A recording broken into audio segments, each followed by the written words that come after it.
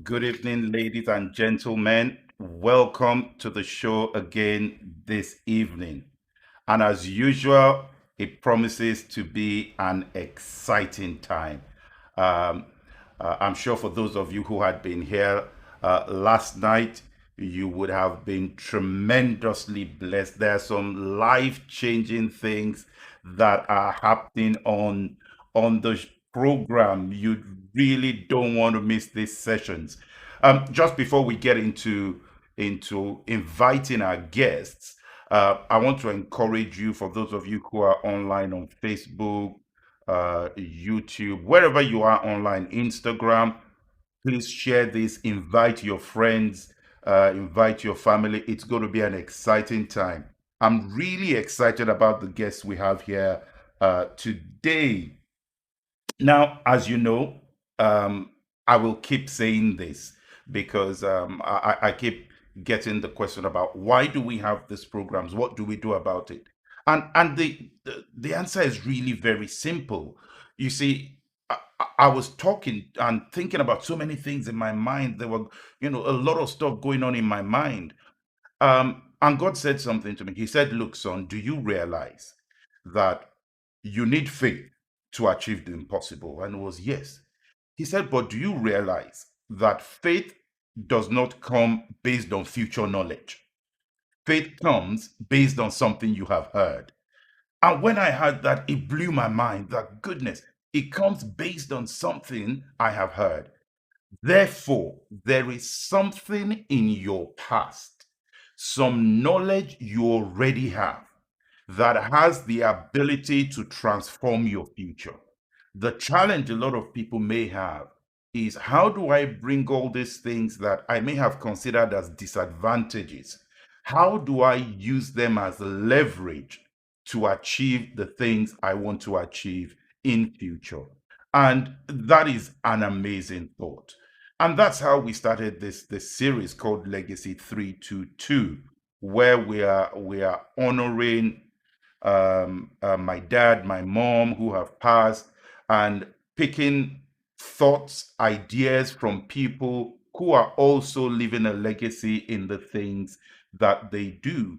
And our guest this evening is someone who has transformed the music industry in East Africa and internationally.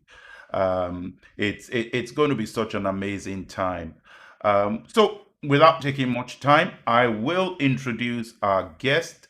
I'm really excited to have Dr. Pete Odera, who is going to join us tonight as we talk about his journey, his life, how he got into music.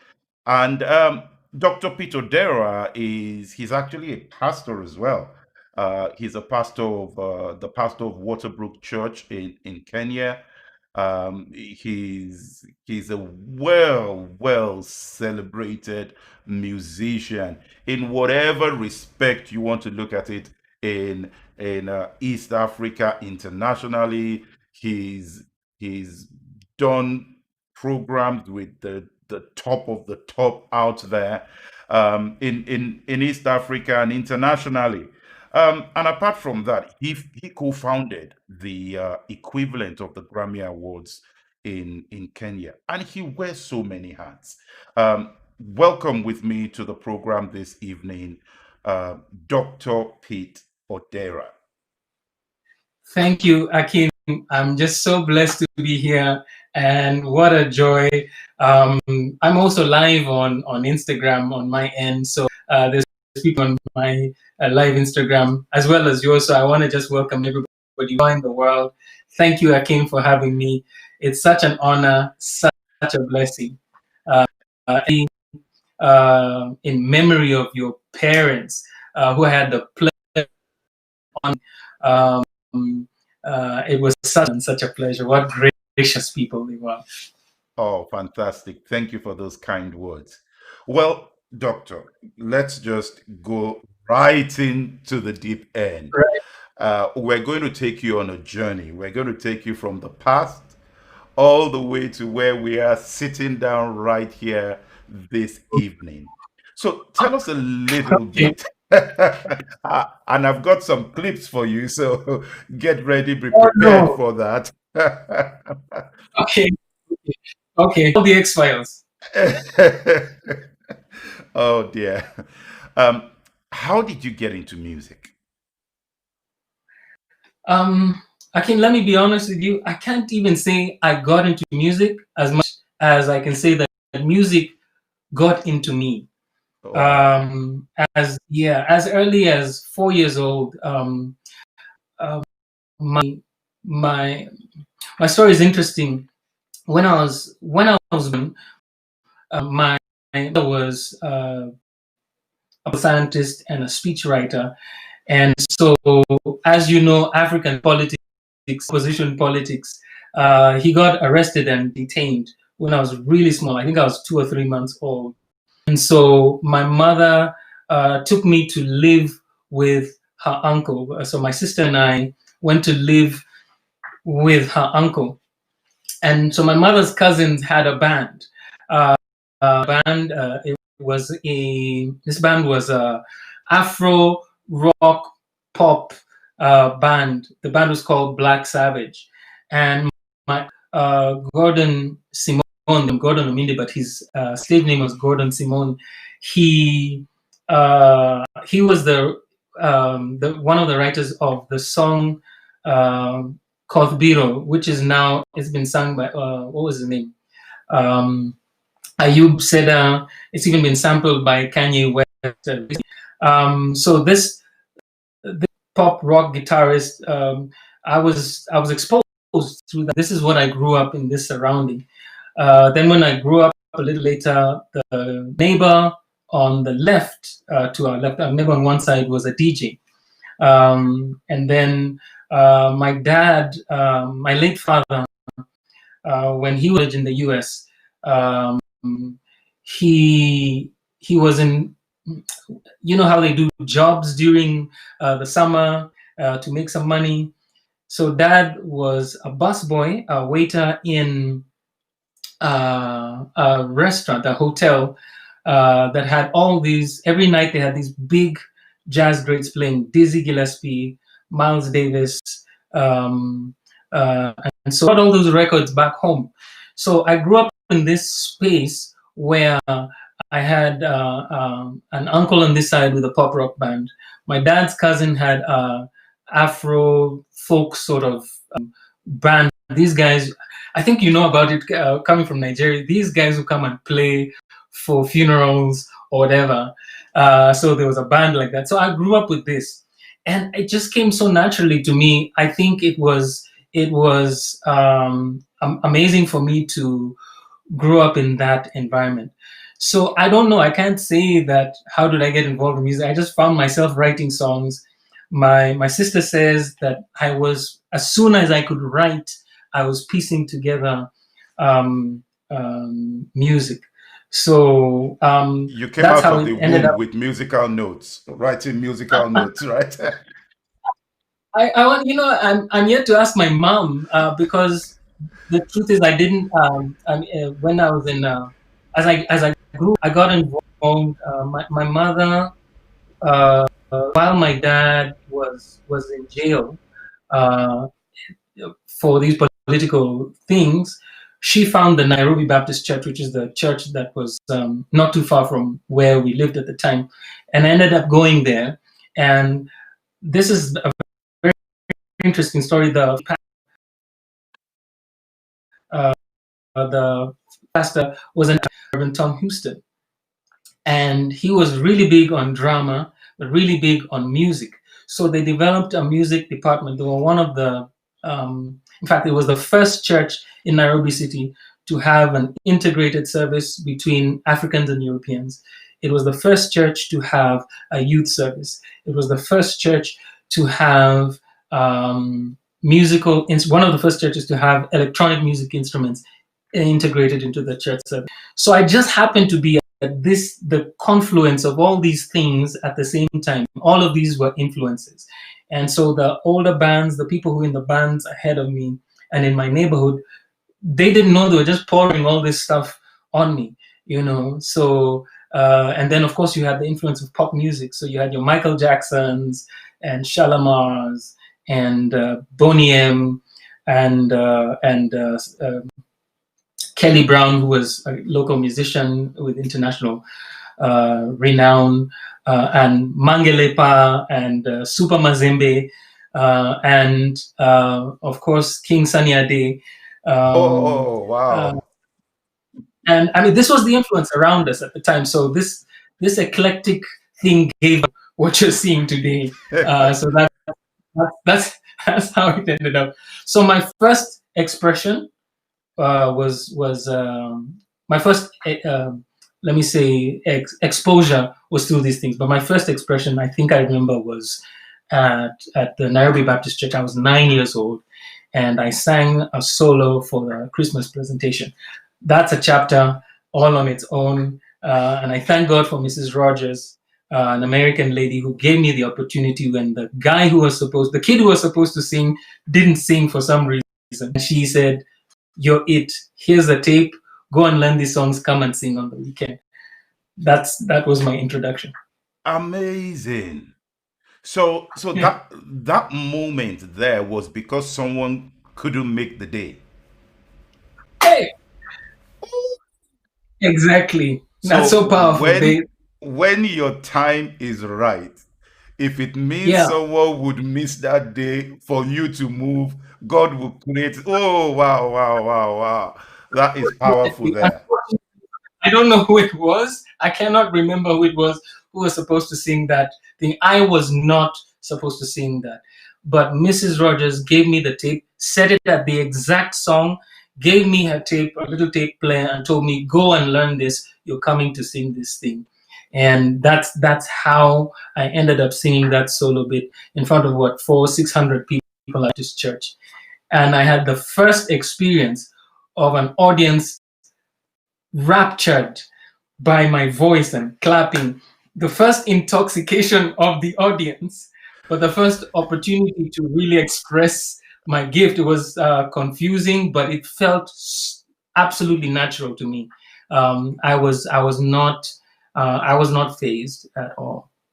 Wow, that is such an amazing one there. And I think it captures the essence of this program, which is the people. You still remember the people, even her name, of people Right, in your past who played such a significant role in helping you on that journey. I think that's such a powerful thing there. But right. I think you've touched on it a bit. This Mm, fusion, because I was looking hmm. at the team did a bit of research and got some information about you, and then Right. there was this bit about the fusion of music Yeah. together, and I'm going to Yeah. play a clip in a minute. But what led to that blend, that bringing together of all these different sounds to create this music? I think I think Akin, for me, it was just such a natural thing. It was a natural. Nobody even told me. The thing I didn't say is that because my uncle's band was playing this already fusion. It seemed natural to me. Now, in hindsight, I just realized how special that moment was, because in talking to other musicians, that's not their story. I just realized how fortunate I was to just be at that place at that time. So it seemed a natural thing to me, that as I grew into my teen years, um, that my natural expression would be a fusion of Afro, pop, jazz, gospel, what have you, menage thing. So that's, for me, it was just a natural expression. Okay, Um, and interesting. maybe another thing, Akim, is that when I became a Christian, when I became serious with my faith, uh, I was studying to be a graphic artist. That's what I studied. I studied graphic arts in college. Um, but I was faced with a question, and the big question, and I mean, for a 19, 20-year-old now, like, I think, how crazy is that? Um, I was passionate because I knew there was a call on my life, and the question for me was, what which one of my gifts is going to be more effective in reaching my generation? My ability as an artist, as a fine artist, or my ability as a musical communicator. And hands down, I made the choice. I said I'm going to do music, and so that was when the choice was made. And Wow. I, in the understanding that God was going to be with me, and then I started just doing what came naturally, putting gospel lyrics to what would have been um, considered secular music at the time, because this was like straight up R&B, funk, Afro jazz, Afro soul stuff. And then I was putting lyrics to these songs, reggae. I mean, there was no Christian reggae at the time, and so on my first recording there was a reggae song, and it was so much fun because this was about the time when what's his name, Bobby McFerrin came out with "Don't Worry, Be Happy." And the song I had was very similar, quite fun, very similar, and it was very happy sort of song at the time. But that idea stayed with me, that I need to take what the young people are listening to and pass my message. So that's interesting. Before I play the clip, let me press that point a bit more. Um, Sure. I think the first thing though is this, that our past always gives context to where we are now. Mm. And there's no way we Right. can tell the story of where we are today, Yeah. removing the context of the past. But for you, did you struggle with putting Christian lyrics on sound that wasn't Christian in that sense? I it it's one of the biggest fights of my life. Not just because it was an internal struggle. This wasn't just an internal struggle for me, because bifurcation of having something that's gospel and something that's secular in our family wasn't as clear. This was not something that we were that our family. I mean, we would listen to Handel's Messiah right next to Franco Luambo Macchiati Wow. on the same afternoon. So that bifurcation was not a real one for me. But because I was in, again, like you said, a context, the church I was attending at the time, even though it was as foreign as it was, just didn't get it. They couldn't see where Africa was going with the whole idea of um, uh, what we now know as contemporary gospel music. Um, so what you see all the young people doing now, what you see Sinach doing, what you see Mahalia Buchanan, what you even Hmm. see the recently honored Muiwa Yes. doing, that to us to our context was we were in a very conservative Christian environment. Even though I was in one of the least conservatives, it was still super conservative. So it wasn't just an internal struggle because of what I would be seen as, but it was also almost an existential struggle, because the church, not just the local church that I was in, but the church environment in Nairobi and Kenya at the time was completely against the modern style. And so there was a generational issue, because my music was aimed uh, at my age set and below, but I was in the context under the authority of people who didn't get what I was trying to do. We'll, So we'll what come back started to out, that point to talk about sure, how difficult it is to sure, break into the position, because you see the music could change tomorrow, right? The younger right, generation could be there today saying that we're trying to bring this whole new way of music into the church, Absolutely. and they're saying, Yeah. well, these older guys don't get it. And where do you draw the line? We'll come to that in a second. But in terms Awesome. of this fusion thing, let me Mhm. play this clip for about a minute and a half or thereabout, and then we'll come back and talk about this I'm bracing myself. transition. Let me call my lawyer.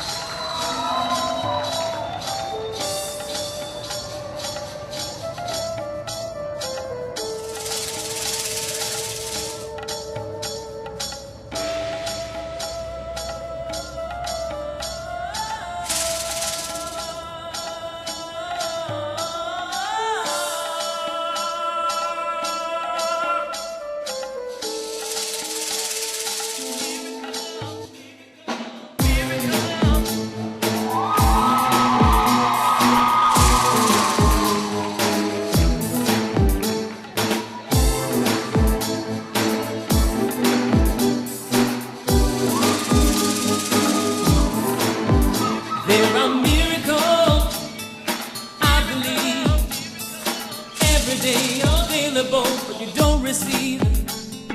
Open up your eyes, you will realize, appropriate the mercy for you. You ain't seen it all, don't be deceived. Anything's escapable if you believe. I will answer you if all that you do is call on me in your time of need. Yes, salah, salah, salah. Once again, I'm like it's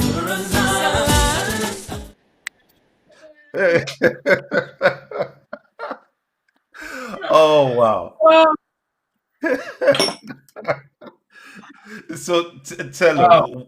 what was the inspiration for that? Because that fusion is there. The opening of that sounded like, oh, what is that sort of thing? Right. The guys on Instagram are laughing because I was trying to show them the video, but they couldn't see it clearly, and so I gave up on that. Do you want me to show it again? Actually, I can play it again if you want for them. we'll do it. What I'll do is I think I'll look for it and upload it over here. I'll upload a segment of it here very soon. But that song, clearly there was an Arabic influence in it. Yes. And that was the idea, because for many people, in my growth, one of the things I came to meet Arab Christians. This is a big thing in my mind, because in my mind, from what we've been exposed, all Arabs are Muslims. And the Arabic language is Islamic, and we always do that thing and assume that that's how it is. But there's committed Christians who speak Arabic, and in fact, some of the first believers were Arabs.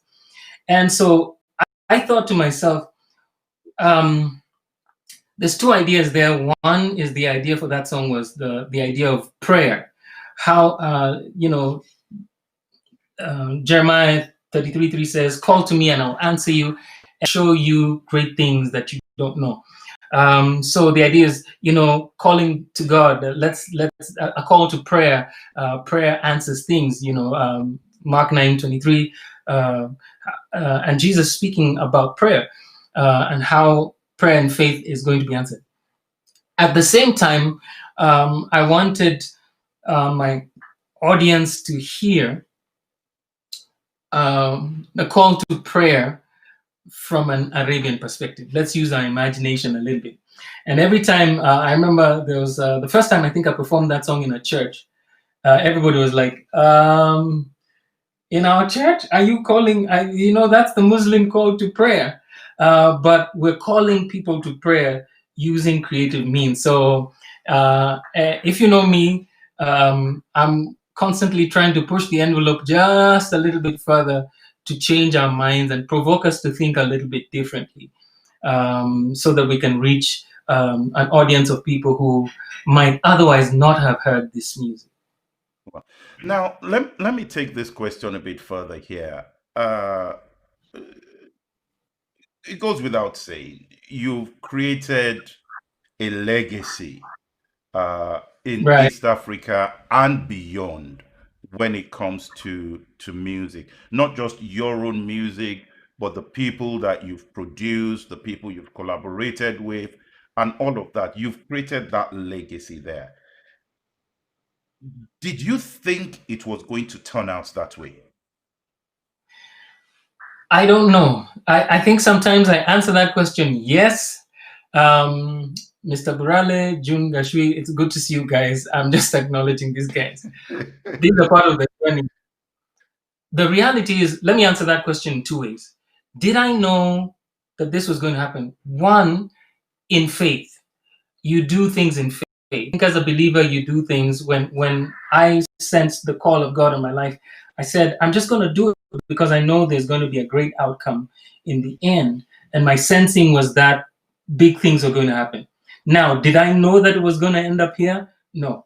That I'll be on a call, with the technology to London. Did I know that contemporary gospel music was going to be a million, possibly $1 billion industry? I didn't know that.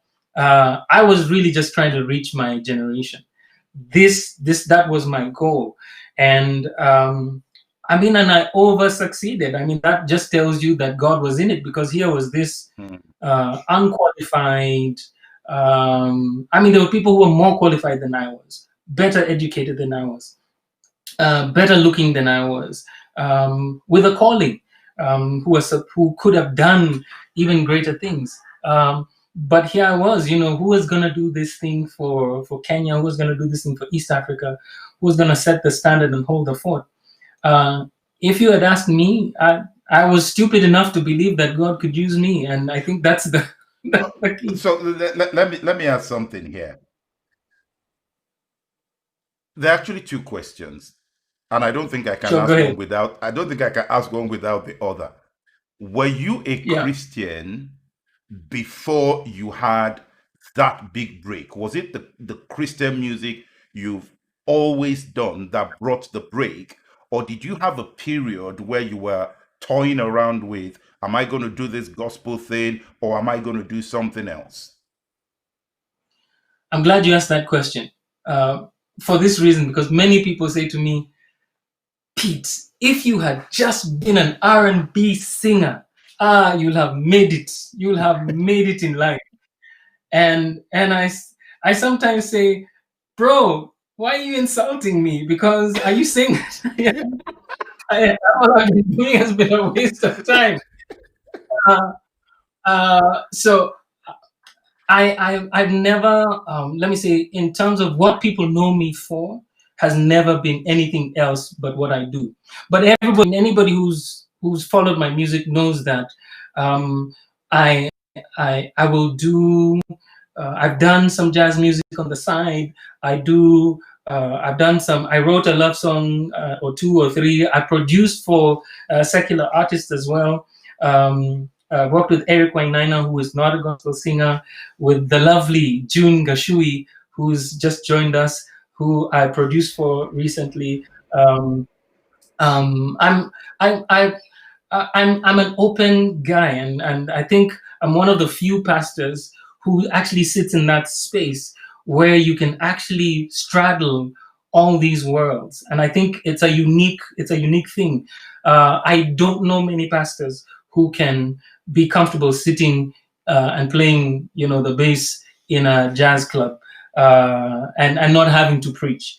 Because a pastor will be happy. I'll play only if I get the chance to preach. But how do you balance that though? How do people react to you knowing you're a pastor coming into a jazz club and all kind of things going on round about you? How do you balance that? This is so interesting you asked that. So last year we did, I have some friends, fantastic. June, I love so much, is one of my best friends in the industry. So she has this every year. They do a tribute to well-known artists. So they were trying to do Stevie Wonder without me, uh, but I forgive them for it. But they were doing Luther Vandross last year, and so June asked me, and she said, "Would you be interested?" I said, "Absolutely, I'll do it." And so I picked my favorite Luther Vandross songs because, of course, when you're, what are you going to do? And this is what I say: when you're trying to persuade a young lady, it's Luther Vandross's words that you're going to use. You're not going to go and say, "Bless the Lord, my sister. God is speaking to me, and you are the one." That. And so Luther saw me through some interesting times. So I picked a couple of songs that I really liked, and she allowed me to choose. And she said, "No, you sing this one, do this one," and it worked out so beautifully. The audience just loved it. They loved it, and they said, "We have to have a repeat." And so they had a repeat show. So here I was, Reverend Dr. Pete Odera, singing Luther Vandross songs. And the thing that has happened with that is that I think there's people who are more open to understanding that this is not a condemnatory message that we have, the message of reconciliation. After all, the author of true love is Jesus Christ. And so I think my life also has demonstrated to people, but also what you do. When people have seen 30 years, it's 30 years this year, and they've seen for 30 years what you've done consistently. I've sang before for at least 4 presidents, the UN, name it, what have you. All these platforms, CBN, TBN, NEBN, that you can talk about, those platforms have shown that entertainment is a key and an entrance into people's hearts. And then when you have the audience, you can tell them about the transformational power of Jesus Christ. So I think not everybody can do that. But for me, the way I see it is, because when I put my pastor's hat down and I'm a musician, do I have excellence in music? Can I play? Do I show up on time? Do I show a good work ethic? That is respected in the industry more than anything that you say. And when they have been in trouble, they have come to me. Some of the greatest musicians in the country have been on the other side of the phone saying, "Hey, Pastor, pray for me. I'm going through something." Have come to my house in the middle of this time. I need to get born again. So I feel that to me is a greater witness than the traditional preaching, because Kenya claims to be an 80% Christian country. This is the truth in most of Christian Africa. But what is the reality on the ground? We are leading at the top of Transparency International. We're at the bottom, not at the top. We're at the top of the list of the most corrupt countries. Yes. And why is this? Because our Christian witness has been more talk than life. So I feel that my life and my music speaks more about my faith than anything I would say. So that's the balance for me. I take it like, if there was a banker, how does the banker express his faith without preaching banking hours? You have a good point there, because the message of the gospel should be taken into the world. The message of the gospel is something we share out there. They're not going to come in, and in a lot of these places, they're not going to give us access with our type of approach. I do see a point there. Now, before I want to say something though, before we jump, I just want to say something. This is a double-edged sword, because we've gone to the clubs and pubs. I mean, I've been in clubs. I mean, the club of clubs in Kenya, in certain places, and we're going to come out, I mean, even in the US, and you have, as you're coming out, you're singing your gospel song, and it's really groovy and funky and everything. And then, you have this throwback. Hey, this is not a church. Get out of here. It's a double. You're not accepted in the world and you're not accepted in the church. But I have to do what I have to do because I've seen people turn around in those clubs. One of the top DJs in our country, in one of the clubs, was in a club when we first went to that particular club, a nightclub, and we didn't go to sing nightclub music. We went to present our show, which was this gospel message. He got born again and ended up being one of the top DJs running a Christian radio station. This one guy. And I say, well, look at that, for efficacy. So I think the fruit shows what I've been about. The fruit shows what I've been about. And I think rather than judge somebody's immediate actions, 10 years from now, 5 years from now, 10, 20 years from now, you'll be able to tell if what somebody was doing was a waste of time. Absolutely. Absolutely. All right. Let me ask you this question here. Do you recollect any moment where you feel, the first part of the question anyway, where you feel that you knew that this is now big? It's one thing for you to have this dream of it's going to be big, something is going to happen. But do you recall the moment where you knew this is it? Something had happened. Right. Yeah. It kind of, I wasn't looking for results, but there was a couple of things that happened that I think were important. When I saw people who didn't look like me start showing up at the shows. So you had TV station executives come and stand at the back. And you can tell because they're the ones who are not dressed like you. They're standing at the back. I am a 45-year-old, and there's some people twice your age standing at the back with their arms crossed, stroking their chins. When that started to happen, I knew that we were gaining attention. And then we started to cross over. And when we started to cross over was when the big clubs, the Hard Rock Cafe in Nairobi, called us and said, you have to come and do a Christmas program at the Hard Rock Cafe. Anybody knows the history of the Hard Rock Cafe? There was a pink Cadillac in the Hard Rock Cafe that was sort of like upside down in the Hard Rock Cafe in Nairobi. They invited us. So you can imagine what that stood for. By the time the Hard Rock Cafe and the biggest venue in Nairobi was the Carnival. The Carnival was world-renowned.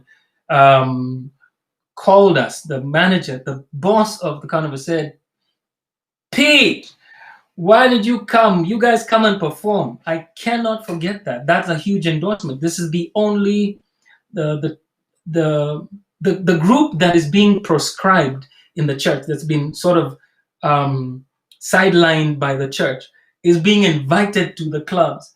What an opportunity. That's when I knew that this thing is out of control. It's no longer in my hands. But I can only say that now, quite honestly, Akin, in hindsight. Because when it's happening to you and it's never happened to you or somebody else in your generation, sometimes you're oblivious. I didn't know. In fact, I was so naive. I thought this happened to everybody.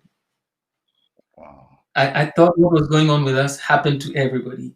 And so I think that's part of the thing that saved me, that I was kind of naive.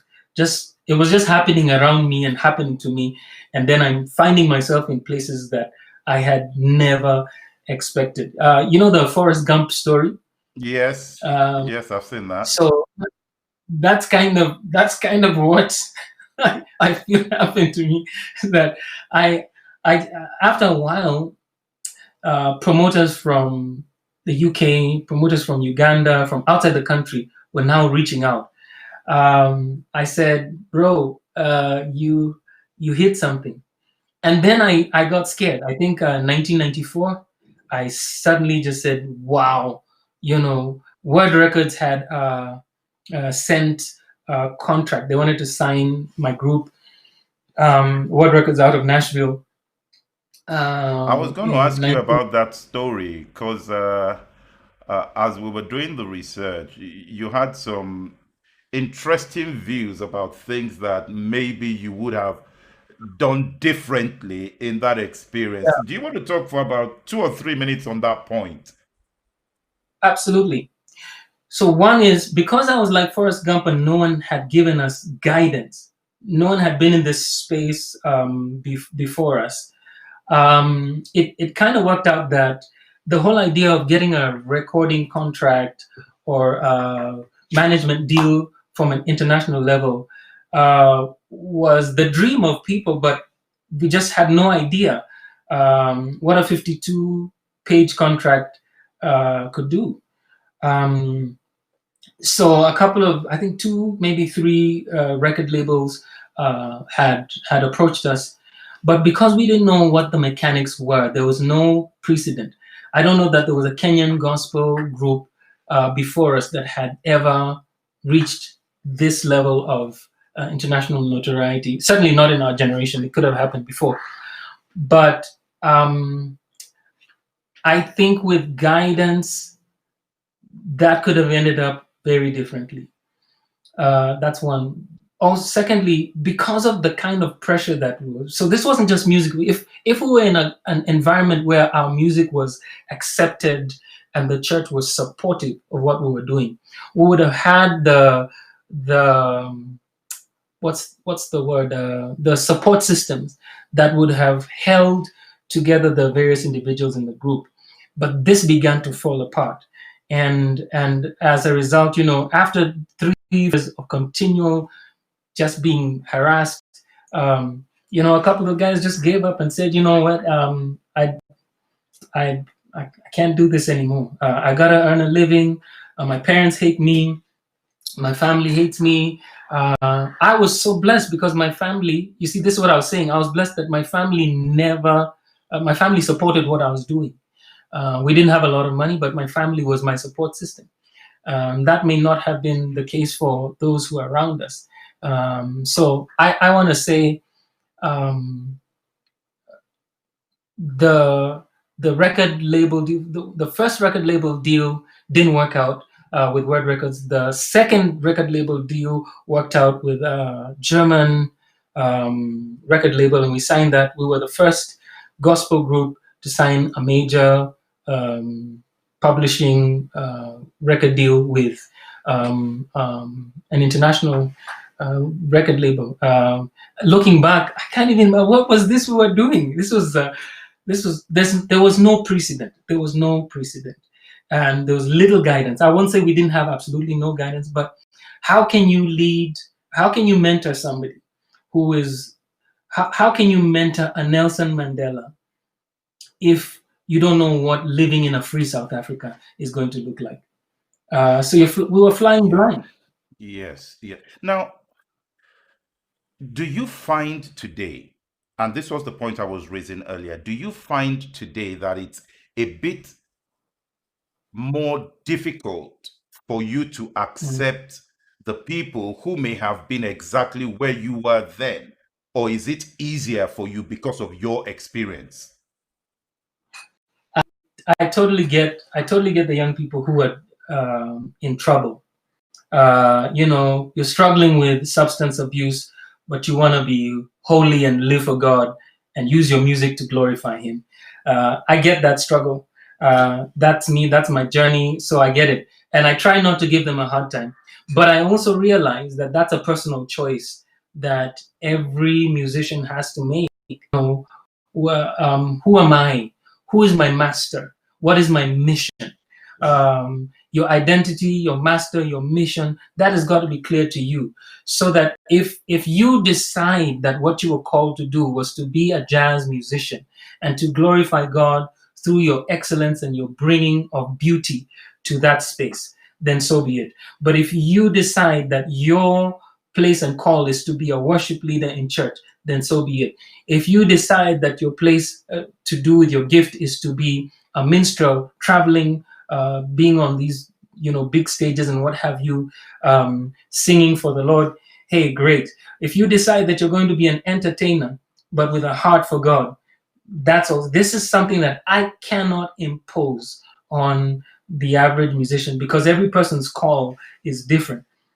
And I feel if you don't understand the call on your life, then don't force it. I say if you have absolutely no call to do anything for the Lord, hey, listen, just play your guitar in peace, read the Bible, go to church, obey your pastor, and live a good Christian life. Be the Christian, be the musician who is sober in the club when you're playing, or the one whose records are singing about something that is holistic. I think that's fine. There's countless. I mean, and I've met them. Jonathan Butler, you have, who straddles both worlds. You have Kirk Yeah. Whalum, who I met and was such a gracious person. I think it's possible. I think it's possible, but their commitment to the craft.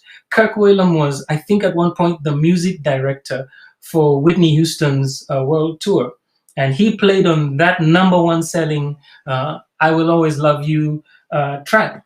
But Kirk Whalum is a committed, ordained minister, and I feel there is a space for that that's unique. That takes us back to this journey. You are also the pastor of a church. Um, Right. yes.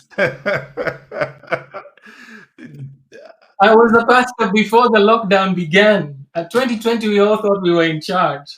This was going to be our year. But it is still a year, of course. There's still great things happening in this year. But there was a clip that was shared with me of you speaking about something that I think would be good to get you to speak to this. Let me Right. get the clip on here, and then I'll come back. Okay. Welcome to my channel. My name is Pete Odera, and these are just random ramblings. Just stuff that I'm thinking about. I want to try out something new, so here goes. My nephew and nieces, they make me think they're young. All of them are young. I had seen this young, seemingly successful lady in the neighborhood. She drove a nice car, wore really stylish clothes, and I was genuinely impressed by her. So I told my other neighbor, I'm so happy that an environment has been created for upcoming young entrepreneurs.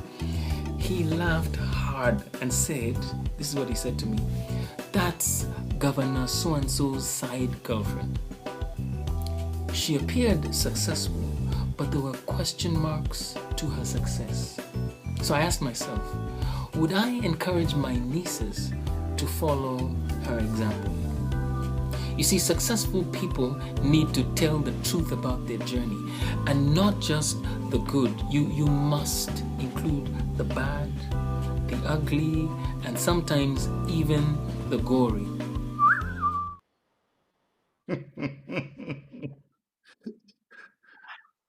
Very deep lesson there. Right. Everything isn't what it seems. Exactly. And that is where I'm going. To what degree does this music industry, the people who are singing and they make it look like everything is okay, to what degree do they have these internal struggles? Man, I cannot tell you what the tortured soul of an artist is like outside of the environment of faith. And sometimes even in the environment of faith, because of the many contradictions that you begin to find. Um, I think, and I've sat with some of the greatest musicians in the world. I kid you not, in the world. I mean, some of the top award winning. And one particular event really shook me. I was young. I think I just married or just after a couple of years. I don't know. And this big award-winning artist who I mean, his voice was amazing. And we were sitting at a dinner table. He's an American, white American guy, and we're sitting at dinner at the table, and we were just ordered. And we're in a company of musicians, and he comes to the table. I was with him and saying, "Wow, look at this guy! This is award-winning. I think they were Grammy nominated, and what? And this is." I said, "Whoa! When I grow up, I want to be like you." That's what I'm saying in my mind. We didn't even sit there 10, 15 minutes, and he was wailing, like he was crying, and says, "My life is such a mess. I'm going to go home. My wife is going to divorce me. My life is such a mess." I said, "What is this? What is this?"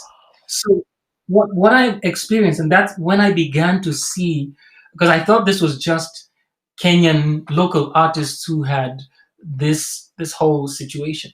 But I realized that behind the show and behind the business was life. And sometimes life was just not working. So I feel that part of what's now ended up happening is that it's more and more, it's easier now to portray yourself as something, with the makeup and the show, and you do your Instagram and everything, and you can only show the positive side.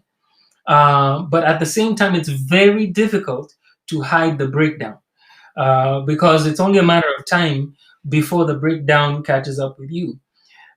So I always say to artists that I manage and I mentor, I say, listen, uh, if you can deal with the internal, with the private, what you're like in this space, in this private room, if you can deal with that and not be ashamed of what's in there, then project outside, then you're good. And so I've sought all my life never to project anything more or too far away from what I really am. In a way, showbiz is going to be exaggerated. It's going to be entertainment. So for that reason, I don't think we should take it too seriously. For that reason also, I think we've exalted musicians to be demigods also, such that here's a person with no education, no understanding, nothing, no experience, but because they sold 500,000 records, we take the advice. Using what criteria? They sang a good song, or they were created by a record label. So I feel that it's important for us to really begin to interrogate where our society also is going.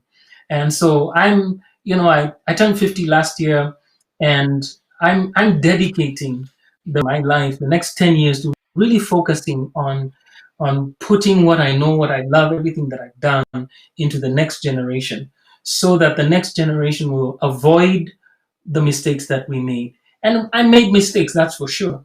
And if you ask me about that, maybe that would be what I'd say. What would I do different? I made mistakes, but I also want to ensure that they are supported, that they have a platform to stand on. That when they go home. Let me ask you this. Do you Sure, feel a pressure on what you have achieved and to sustain that and maybe even surpass that? One of our local artists really helped me with this one.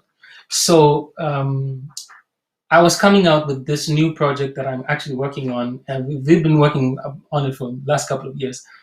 And so Nameless, the artist called Nameless, is really big artist, and his wife has been a long-time friend of ours, and I mentored her, and she was a background vocalist for me, and she ended up being the MTV Africa winner several years ago. And he's a well-acclaimed artist, and one day he came to church, and we were walking outside in the car park, and he told me something that really just blessed me. So here's this top secular artist. He said something to me. He said, because he had an incident and he was really unsure of himself. He said, one of the biggest challenges isn't singing, but it's over the fear of not being as great as you used to be. And to me, he said what he did was he just went out and did it, to trust the gift. Trust the gift. God has given us a gift. God has given me a gift. And that's the goal. The goal is to present the gift to the world. And so uh, I began to be weaned off of the opinions of achievement, because I know what my gift, what I'm able to do. And I think at 50, I'm not trying to prove a point. I'm not trying to say I can do this. People know about me, so I'm not trying to unseat so and so from the number one spot. So I'm committed. I think the pressure on me is to just be excellent, to bring something that's really great to the audience, so that the audience is pleased and says, "This is," and even if they don't like it, I'm true to myself. I did my best, and also that before the Father, I did the assignment that I was given. All right, we have about 2 minutes to go on the program this evening. This has been just absolutely amazing, just listening to your story here. But what's in the future for you? What's coming up? So I started to allude to it. I'm working on a project right now that's called the Reconstruction of Pete Odera, and it's going to explore. My name is Pete Odera. I'm sorry. Uh, it's going to explore many of the themes that I've talked about today. Straddling both worlds, the secular as well as the Christian world. But also, like I said, one of the things I'm committed to doing now is creating a springboard and a platform for the next generation. I think this is very important to me. That according to 2 Timothy chapter 2 verse 2, Paul says to Timothy, "These things that you've heard me speaking before in public, entrust to faithful men who are then able to teach others." I think it is of critical importance at this phase in Africa's history for us to um, replicate ourselves in the next generation. I think this is of critical importance, that we need to be able to replicate ourselves and raise up equipped, the next generation that is equipped to do exploits for the kingdom of God. And so make no mistake about it, I like entertaining people. Make no mistake about it, I love to preach, but the kingdom of God has to be advanced. And I think that particular thing and theme has to be carried out. So that's what I'm interested in doing. The next generation is what I'm really interested in. Excellent. Thank you so much for joining this evening, Thank you. Doctor. This has been so amazing. I know there is so much more about you that we didn't get to. I was going to question you on that doctorate in sacred music. Maybe we'll keep that till another time to talk about that and I'm what happy that to, involves. I'm happy to be here again. Thank you for the privilege. And it's such an honor to be here with you and to honor your parents in this way. I'm completely grateful. Thank you. I'll be with you in a second in the studio. Thank you all for joining us this evening. These sessions have just been mind blowing for me. I hope you're finding them as transformational as I have been finding them. And again, all these videos are on YouTube, they're on Facebook. You can always go back to them and listen to them. And we're going to be taking snippets of these, we'll be sharing them with you. But there's still a lot more to come. And we might have a very interesting surprise that you would not want to miss. But once again, thank you for joining us this evening. The programs continue. Our regular Thursday program will kick off 7 p.m. You don't want to miss Professor Bolaji Akinyemi on that one. It's going to be an exciting time. And next week, Monday, we have an amazing guest that's going to be here. But enough of that for tonight. We're out of time, and I'll see you again on Thursday evening. Thank you.